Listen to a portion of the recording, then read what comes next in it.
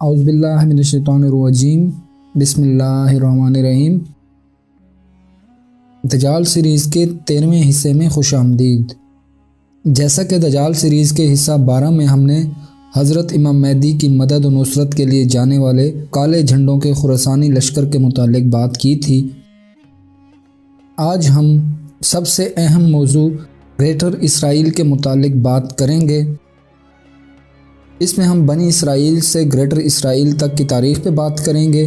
اس کے علاوہ گریٹر اسرائیل کا اصل مقصد، اس میں کون کون سے علاقے شامل ہیں، اسرائیل کے قیام کے لیے یہودیوں کی منصوبہ بندیوں اور گریٹر اسرائیل کا دجال کے خروج سے کیا تعلق ہے، آج کے حصے میں جانیں گے۔ آگے بڑھنے سے پہلے گزارش ہے کہ چینل کو سبسکرائب کر لیں، بیل کا آئیکن بھی پریس کر دیں تاکہ آگے آنے والے حصوں کے متعلق آپ کو نوٹیفیکیشن ملتے رہیں۔ گریٹر اسرائیل کو سمجھنے کے لیے ہم زمانہ بنی اسرائیل میں چلتے ہیں۔ جناب حضرت ابراہیم علیہ السلام کا تعلق عراق سے تھا، لیکن آپ ہجرت کر کے فلسطین تشریف لے گئے۔ یہاں آپ اپنی بیگم سارہ اور بیٹے حضرت اسحاق کے ساتھ مقیم رہے، جبکہ حضرت بی بی ہاجرہ اور جناب حضرت اسماعیل علیہ السلام کو اللہ کے حکم سے مکہ چھوڑ آئے۔ اسرائیل کا لفظ اصل میں ابراہیم علیہ السلام کے پوتے اور حضرت اسحاق علیہ السلام کے بیٹے حضرت یعقوب علیہ السلام کا عبرانی لقب تھا۔ آپ کی نسلیں اسی علاقے میں آباد ہوئیں جو بعد میں بنی اسرائیل کہلائیں۔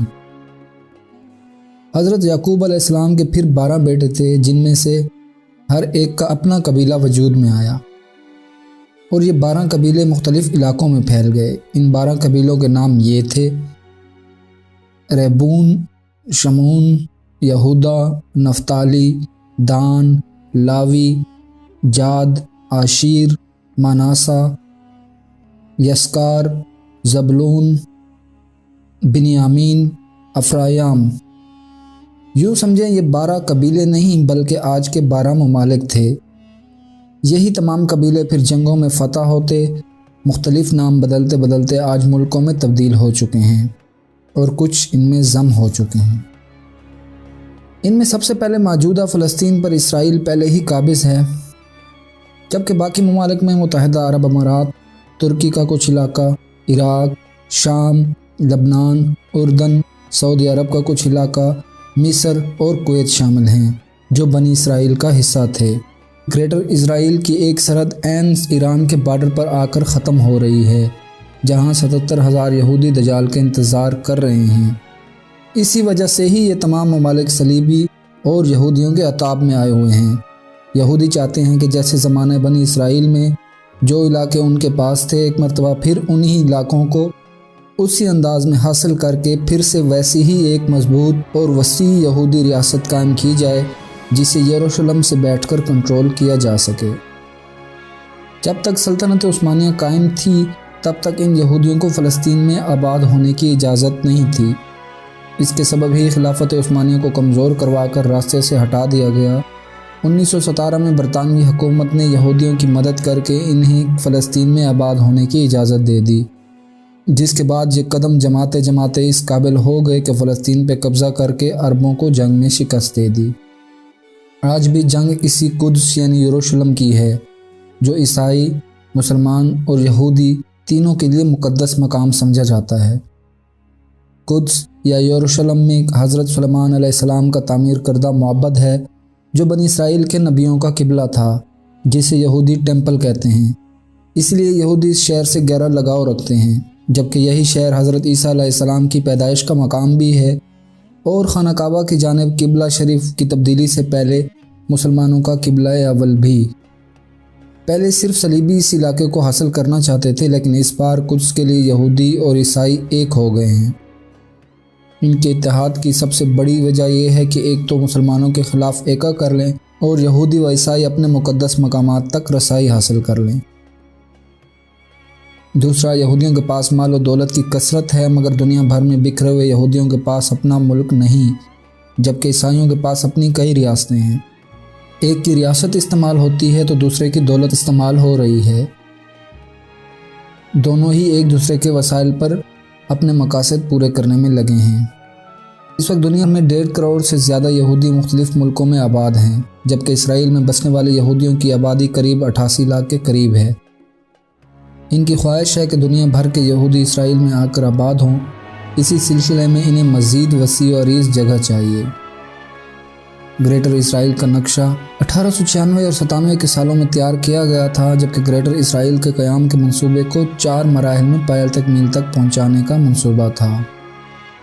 ان 4 مراحل میں سب سے پہلے خون ریز جنگیں برپا کرنا، جس کی اس وقت ساری دنیا تیاری میں جٹی ہے۔ اس جنگ کو تیسری عالمی جنگ یا ارمیگڈون کا نام بھی دیا جاتا ہے۔ دوسرا، مسلمانوں کے 2 اہم ترین مقدس مقامات پر قبضہ کر کے انہیں منہدم کرنا۔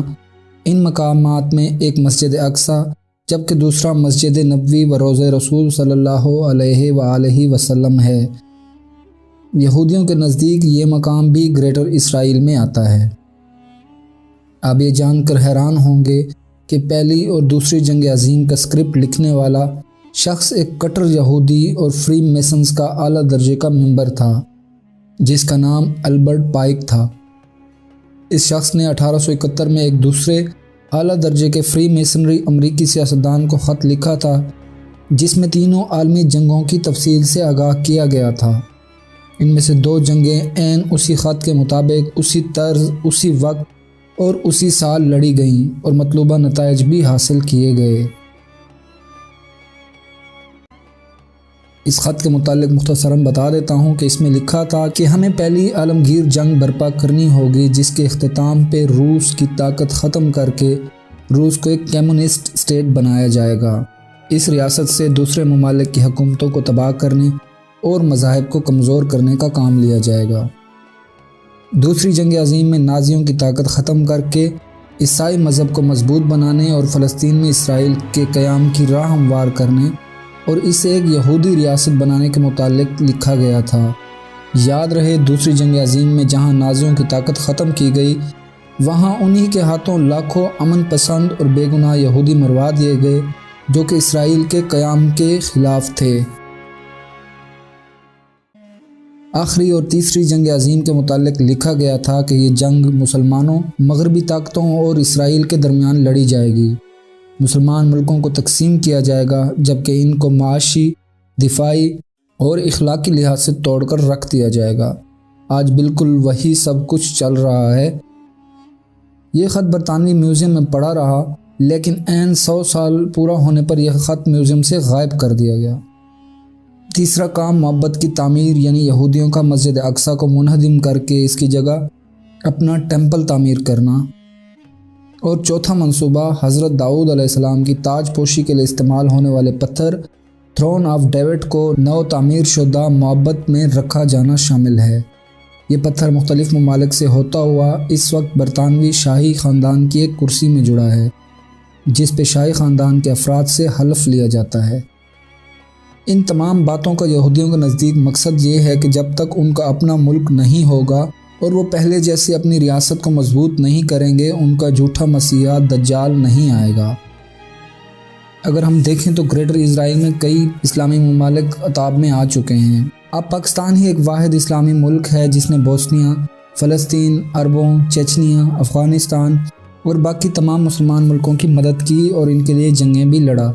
اسی وجہ سے پاکستان کو غیر مستحکم کرنے کی کوششیں کی جا رہی ہیں۔